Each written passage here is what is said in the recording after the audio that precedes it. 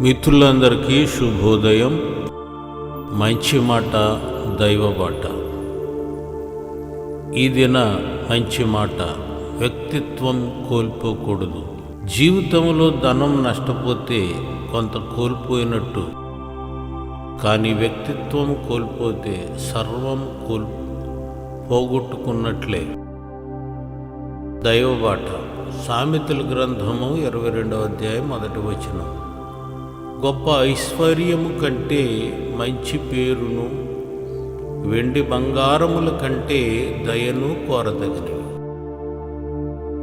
వ్యక్తిత్వం కోల్పోతే సర్వస్వం పోగొట్టుకున్నట్టే అనే వాక్యం వ్యక్తిత్వం అనేది మన జీవితంలో అత్యంత ముఖ్యమైన భాగమని సూచిస్తుంది. ఇది మనం కోల్పోకూడని ఒక ప్రాముఖ్యత అని చెబుతుంది. వ్యక్తిత్వం పోతే మనం ఎటువంటి విలువ లేని వ్యక్తి అని భావిస్తాం.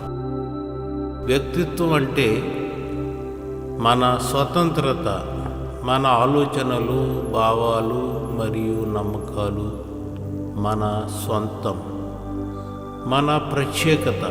మనం అందరికంటే భిన్నంగా ఉంటాం. మన గుర్తింపు, మన గురించి మనకు తెలుసు. మన విలువ, మనకు విలువ ఇచ్చుకుంటాం. వ్యక్తిత్వం కోల్పోవడం అంటే మనల్ని మనం కోల్పోవడం. మనల్ని మనం గుర్తుపట్టలేము. మన గుర్తింపును కోల్పోవడం. మనం సమాజంలో ఒక ప్రత్యేక వ్యక్తిగా భావించబడం. మన స్వతంత్రతను కోల్పోవడం. మన ఆలోచనలు మరియు భావాలు మనం ఎవరికీ చెప్పలేము. మన విలువను కోల్పోవడం. మనం విలువ ఇవ్వలేము.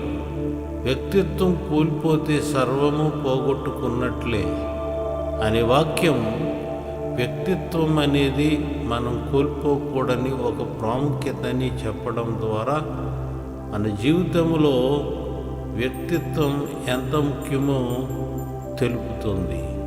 కనుక జ్ఞాని అనే సొలొమోను సామెతల గ్రంథంలో 22వ అధ్యాయం 1వ వచనములో గొప్ప ఐశ్వర్యము కంటే మంచి పేరును, వెండి బంగారముల కంటే దయను కోరదగినవి. దేవునిలో ఈ విధమైన వ్యక్తిత్వాన్ని మనం ఈ లోకములో సంపాదించుకోవాలి. దేవుడు మీకు దీవెనలు అనుగ్రహించును గాక. ఆమేన్.